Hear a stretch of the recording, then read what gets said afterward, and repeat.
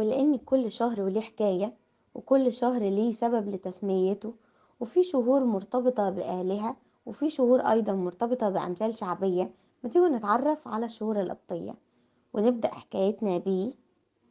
شهر هاتور من أهم الشهور القبطية اللي بتعدي علينا كل سنة، لأنه اسمه متاخد من أهم آلهة الدولة القديمة، وهي الإله حتحور، ربة الموسيقى والحب والجمال، وربة الأمومة عند المصريين القدماء.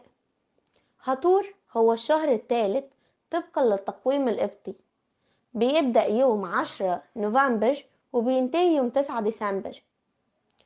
وعلشان احنا بنتكلم عن الشهور القبطية، تعالوا نتكلم طبقا للتقليد الكنسي أهم شهداء ذلك الشهر. بيقولك إن يوم 5 هاتور عيد استشهاد القديس مريمين العجايبي، ويوم 9 هاتور نياحة البابا أثناسيوس الرسول البطريرك العشرين للكرازة المرقسية. أما قصتنا دلوقتي مع الإله حتحور، اللي شهر هاتور يعتبر متاخد من اسمها. حتحور هي ربة الموسيقى والحب والجمال وإلهة الأمومة، وارتبطت عند المصريين القدماء بأساطير كتيرة جدا. تعالوا نحكي أسطورة من الأساطير دي.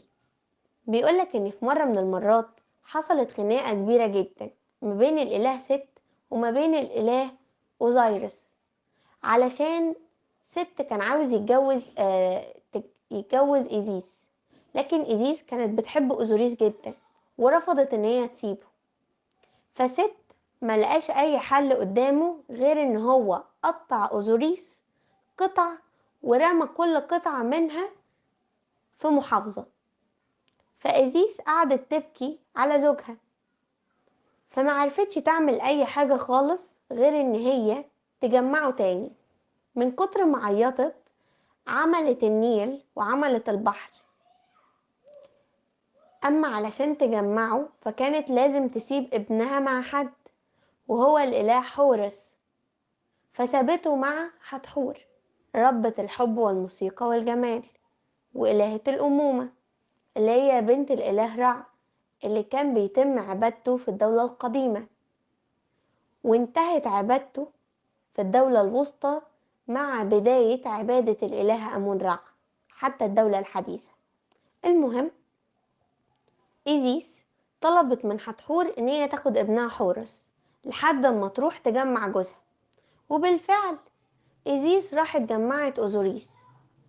علشان كده لو شفنا أي صورة لأوزوريس هنلاقيه لابس أبيض على طول، وهو إله الأموات أو إله العالم الآخر، لأني تم تجميعه فهو جاي من العالم الآخر.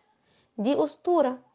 أما القصة الحقيقية بتقولك إن رمسيس، الملك رمسيس الثاني زوج الملكة نفرتاري، كان بيحبها جدا، فبنالها أبو سمبل الصغير من حبه فيها.